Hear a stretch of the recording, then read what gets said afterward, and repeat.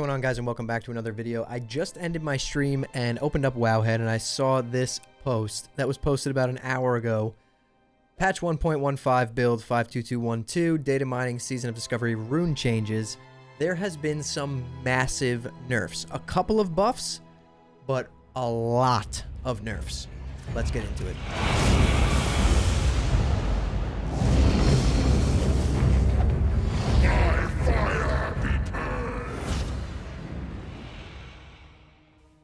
Posted 1 hour, 6 minutes ago by Rockman. Season of Discovery, rune changes. So we have Druid first up here. Wild Growth heals all target players, party members within 15 yards. Moved up to 40 yards, so that's a slight buff. And we buffed the healing a little bit here from 14 to 34 out of 100 over 7 seconds. Skull Bash now shares a cooldown with Feral Charge, so that's a nerf. Skull Bash again shares a cooldown with Feral Charge. Wild Growth, we see that again. Hunters, here it is. This is where it starts, really. Lone Wolf has been nerfed from 25% down to 15%, so a 10% nerf on Lone Wolf. And then Sniper Training, your shot abilities gain 30% increased critical strike chance while you have not moved for the last 6 seconds. It's been nerfed down to 10%. So these are some pretty big nerfs that we're getting before Season of Discovery has even come out. Mage, we have Rewind Time. Cooldown changed from 1 minute to 30 seconds, so that's a slight buff. Paladin, here we go. Beacon of Light. The target becomes a beacon of light to all members of your party or raid within a 40-yard radius now, down from 60. We have Crusader Strike. The cooldown has been changed from 4 seconds, which is what it normally is, to 6 seconds, so they added 2 seconds on that, so that is a pretty hefty nerf.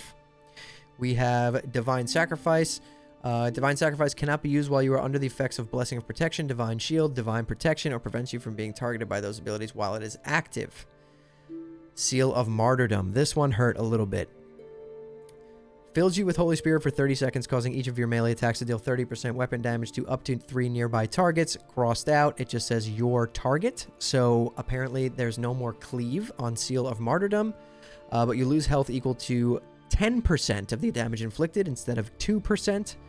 While this seal is active, your party members within 40 yards each gain mana equal to 10% of the damage that you take. So they buffed the mana gain from it, but they nerfed how much damage you take. You take way more damage, and apparently it's single target now, which is definitely a little bit upsetting. But you know what? Some of these changes, like the Hunter ones and these Paladin ones, like, yes, they hurt a little bit, especially since I was excited to play Paladin, and I'll still play it, and it's still going to be really broken.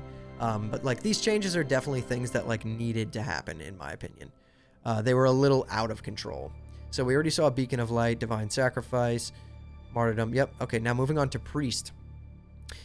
Priest got Circle of Healing got buffed, way buffed actually. The yards got buffed, the amount got buffed. Strength of Soul, here we go. So in addition here, Lesser Heal, Heal, Greater Heal, and Flash Heal reduce the remaining duration of weakened soul on targets they heal by 4 seconds.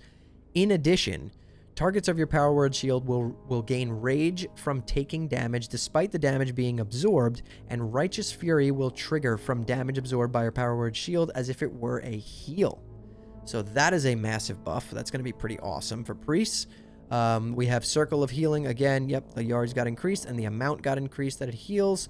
Rogues, Saber Slash cost got changed from 55 energy to 45, so that's a nice little buff. I'm not sure if you were really taking that, to be honest, either way. But Shamans, here we go. Okay, so Shamans, we have Shield Mastery. Each time you block, you regenerate mana equal to 8%, up from 4, so that's a slight buff. Molten Blast. We have Blast up to 0 enemies, so it looks like that doesn't make sense. It looks like maybe they just didn't get a number there when they were data mining. So we'll kind of ignore that one. That doesn't make sense. We have Shamanistic Rage. Your party members within 40 yards will also receive 10% mana you receive this way, so that's pretty good. That's a buff to Shamanistic Rage. We have Way of the Earth. This is a nerf. Basically, while Rockbiter weapon is active on your main hand weapon, you were dealing 100% increased threat. Now it's down to 50% increased threat, so that was a pretty hefty nerf. They nerfed it by 50%. And they did the same thing with Warlocks. With Metamorphosis.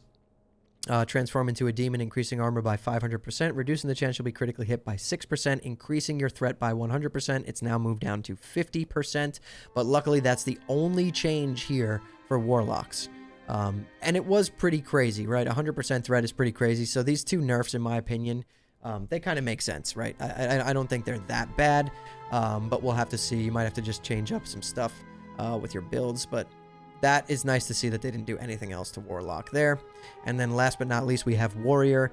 Consumed by Rage, enrages you and grants you 25%, down to 20% now. 20% melee damage bonus for 12 seconds. And then we have Furious Thunder. Thunderclap now increases the time between attacks by an additional 6%, can be used in any stance, and deals 50% increased threat. So that's really nice that they kind of buffed Thunderclap a little bit there to help Warrior tanks out. It seems like these changes, what they were kind of trying to do here is... like meta tank and shaman tank were about to be just absolutely nutty, so they had to tone it down a little bit and buff warrior tank a little bit so that, you know, warrior tanks are still viable, and I think they'll still be very good. But some of these that really hurt to me are the paladin ones, like the Crusader Strike nerf hurts, the Seal of Martyrdom nerf really hurts. That's gonna suck, like that going down to a single target seal definitely sucks. I mean, it's nice that they buffed the mana, so you're just like a huge mana battery, but yeah, single target down from a cleave, that does suck. I mean, you do still have Divine Storm, right? So it's not all bad. You're still going to be doing a ton of cleave, but this was literally, in my opinion, putting them in like S tier. Like every poll, they were going to be just topping the charts. So I think, I mean, it did need to be changed a little bit.